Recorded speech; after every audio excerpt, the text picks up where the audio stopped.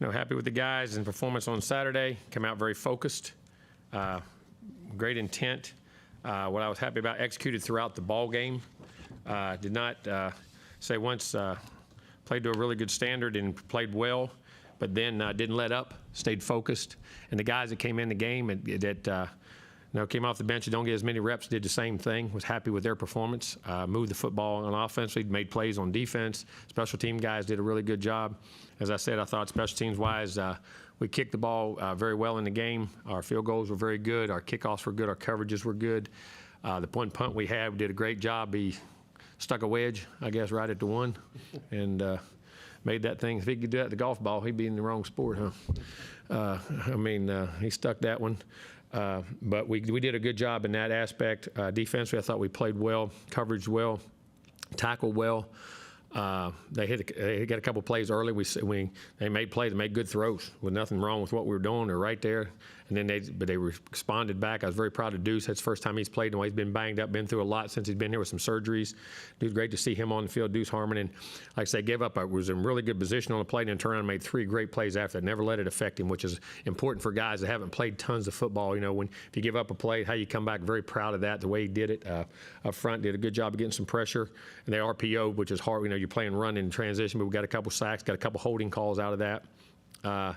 Thought offensively, very efficient. I think Mark Nebu stepped in, did a great job at center. Like I said, he'd played the whole camp at center, most of it. Did a great job in there making calls and blocking, and him and Cam stayed in there the whole time at guard, and they played well. Trey played well. Guys did a good job. I thought Connor utilized the people. Got the ball to the tight end, got the ball to the backs, got the ball to the receivers, and when the shots were there down the field, he got them there, and when he didn't, he dumped it off. A good distribution, and we ran the ball well. We ran the ball very efficiently. All guys had 8 or more carries, but transition well, and all caught balls out of the backfield. Blitzes picked up, got recognitions, and played a very solid game. But the thing I was happy, like I said, they stayed that way all the way through the game, kept playing that way all the way through the game, kept a good standard, and we're going to have to this week. We're playing a very good Auburn team. Auburn's 3-0, very physical as always. Auburn's always a physical football team. Defensively up front, inside they're big, man. 50 and 80. Them inside guys are physical, really strong, big guys, hard to move once you get their guys down inside. And like I said, 99 and 50 are great big guys. The linebackers, 9 can run like heck. I know 6 has broke a thumb. I don't know if he'll be back or not, but he'll play. The transfer, Nixon does a great job. Secondary, James, the corner, is a really good player. The nickel 0, the nickel 5, those guys stand out. Safeties tackle well. 1, he hasn't played all year, Pritchett, but the other corners, along with him, Lee and those guys, man, they're all really good players, and he's played, and they get those guys back, so it'll be good in the secondary. Constant pressures, mixing coverages, different coverages in the secondary. Offense, quarterback Peyton Thorne played a lot of football at Michigan State, was a starter. 2 or 3 year starter, I believe. Had a great week last week, rushed for, I think, 127 yards, threw for 260 or 70 or whatever it was. Can throw the football. Ashford behind him is athletic, big, strong. They use him in the red zone, tight zone when he runs the football and mixes things, different packages.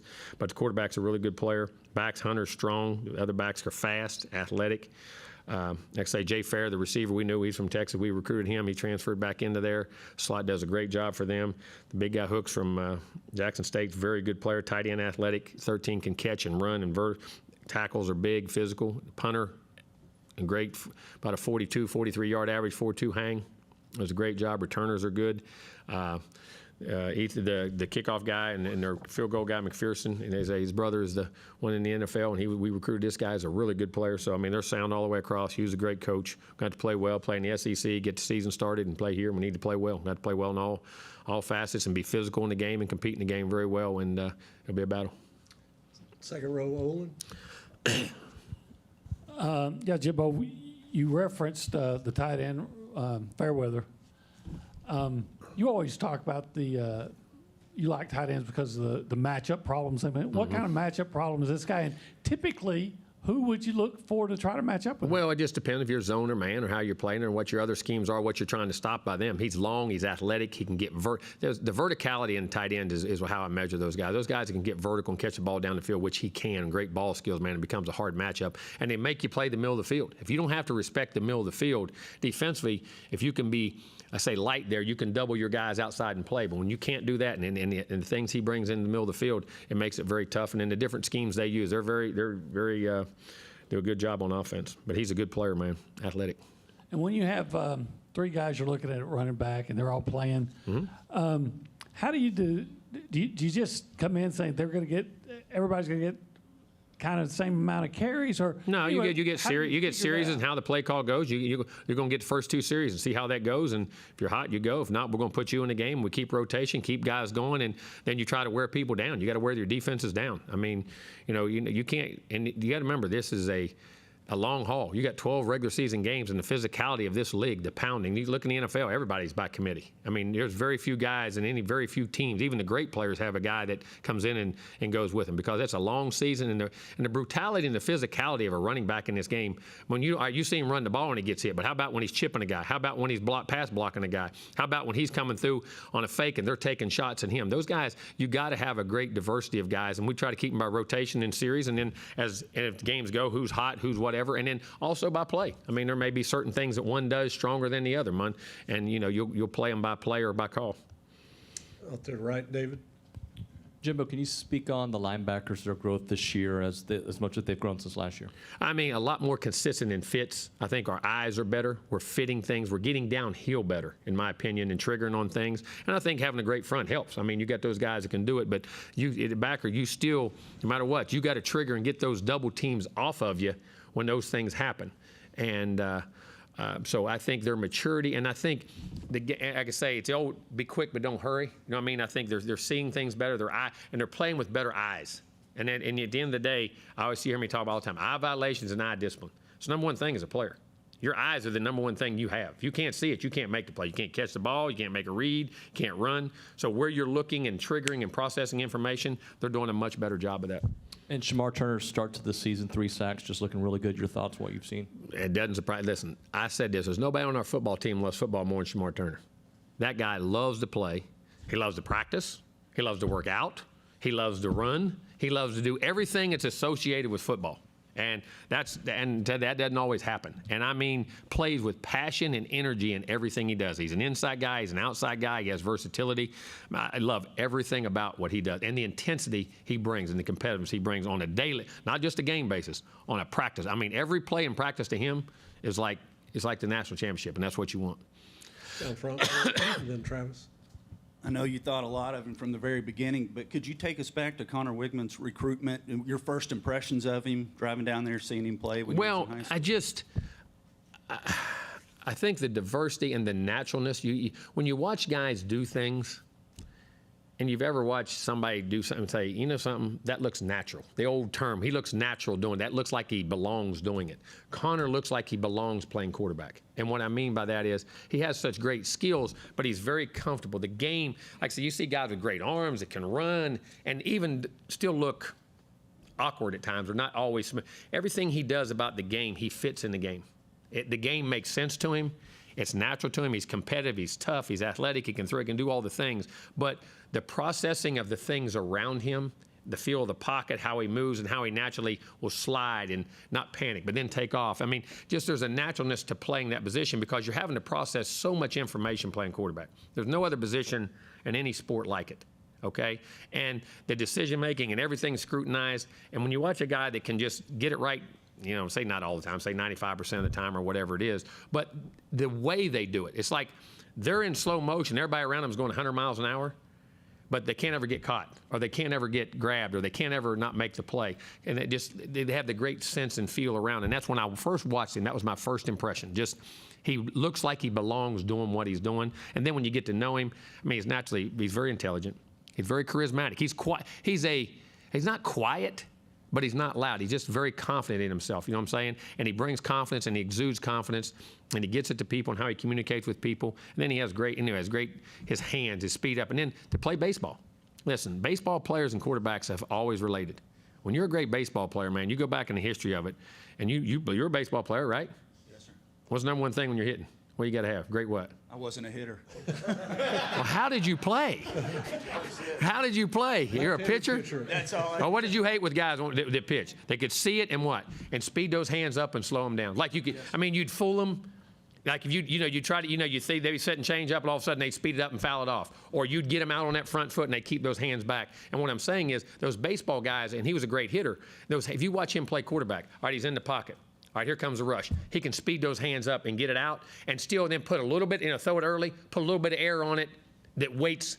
And sometimes, I'm waiting for the cut and I drive it. But then there's times I got to let it go because the rush dictates and the route's not there. So you got to have that feel to speed your hands up, but then take off a little bit and put a little bit more air. Or sometimes the receiver cut the route short on you. Sometimes, and all of a sudden it's there, and you got to speed it up and put juice on it.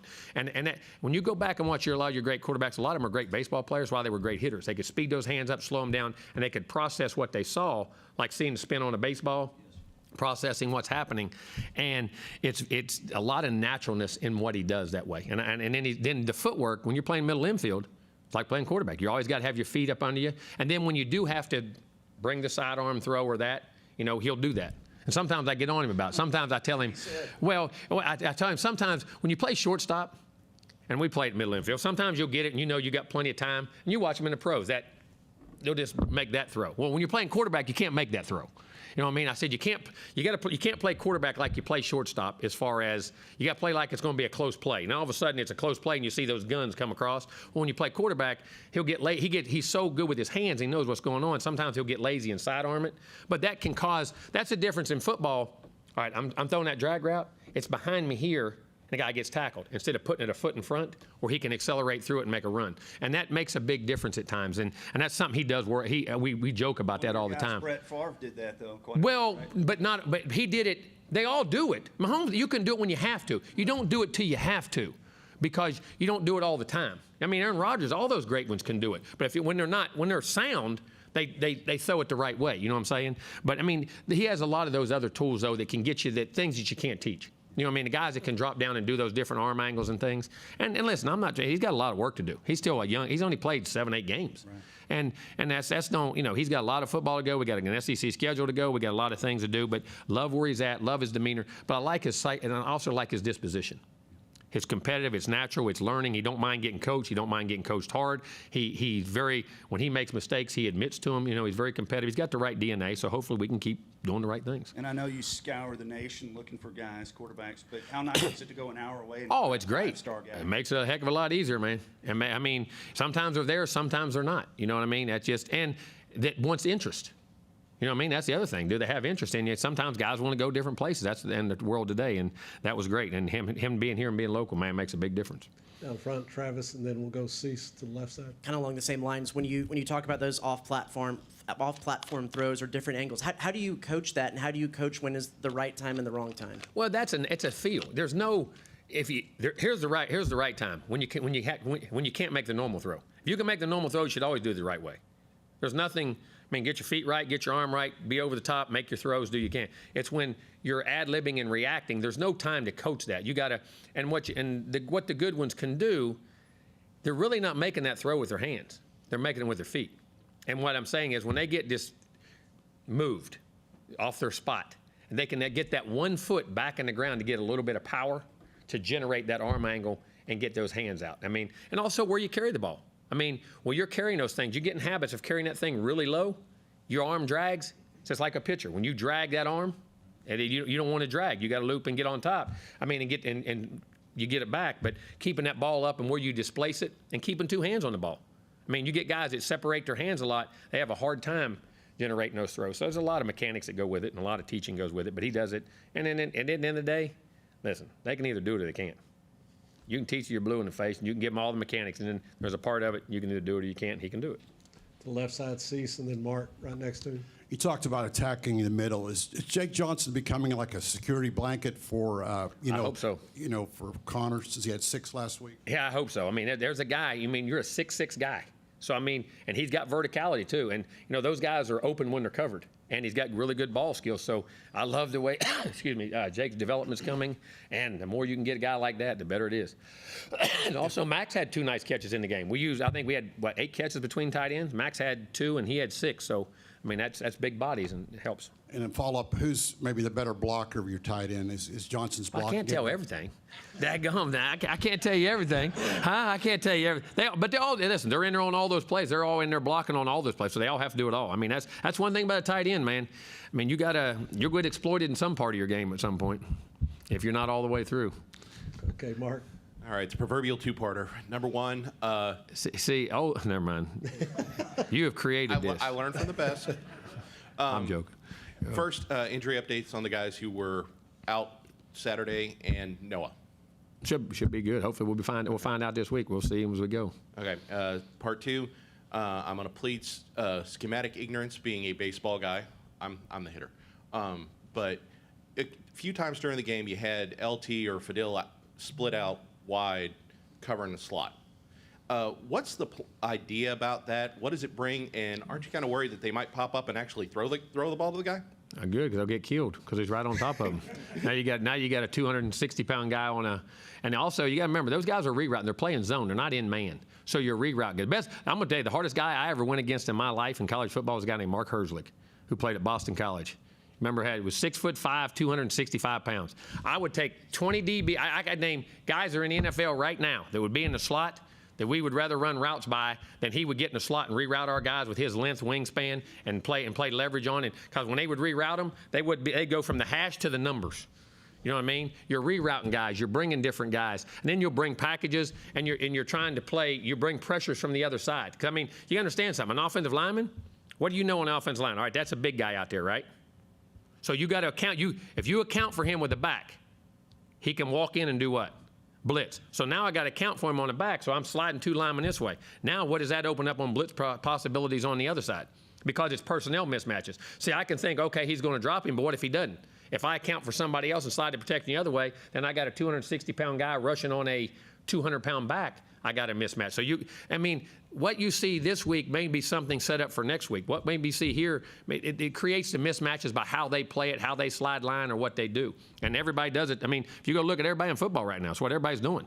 I mean, you're down. You're going from 3 down to 4 down within the same personnels, which cause offenses a lot of thinking, a lot of problems, because how you match that and how you slide protections can match up. Do they blitz them or do they not blitz them? And do they reroute? I mean, those big guys are 260 pounds and can sit there and know, listen, all I got to do is cover this box, and you got to run by me.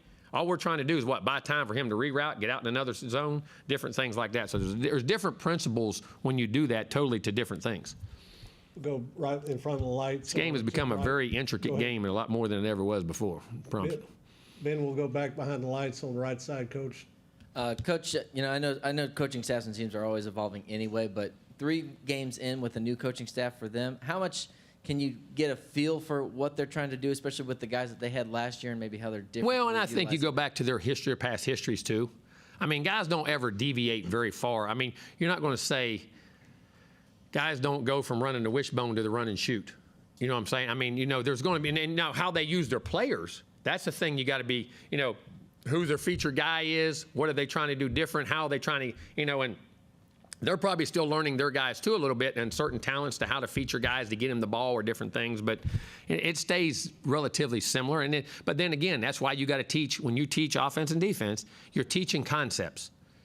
And it's not everything you do has a rule based off. It's a 3-man group, a 4-man surface, a 2-man surface, a 4-man side, a 3-man side, a 2-man side. So how your rules apply. So if there is different things that happen, which always are in a game, you have rules that apply to it. So, that's part of the early season things in which you go. I mean, and that's why you got to teach conceptually and not just, you're not memorizing exactly what they do all the time. Coach, right in front of the lights, Chip. Jimbo, if I could just give you one area or one position where you'd like to see the most improvement, where would that be? There's about 3. I mean, I always say this. I always go back to the trenches. I really do, because I think the game is, you don't understand how the game is won and lost there based on everything you do. I mean, how we fit the runs, how we want to pressure the quarterback, getting pressure, and how you're making your calls in your protection schemes and blocking schemes in the run pass. I always think, because the intricacies of the O-line, D-line, I don't think people give the true credit for how complicated and tough it truly is and understand how the game is truly won and lost there. And we get so enamored by the skill guys in space, but the greatness is really measured by the guys with the hand. So I always think in the lines of scrimmage, I think you're always trying to improve in every way, shape, or form. And then I always think the play of a quarterback. I mean, all the little things and the more experience you can always put in a guy. And not that our guy's not playing really good. I'm not saying that. But, I mean, there's never enough as I call, saddle time for those guys and experiences and scenarios for them to go through. Coach, we'll wrap it up back in the back behind the lights.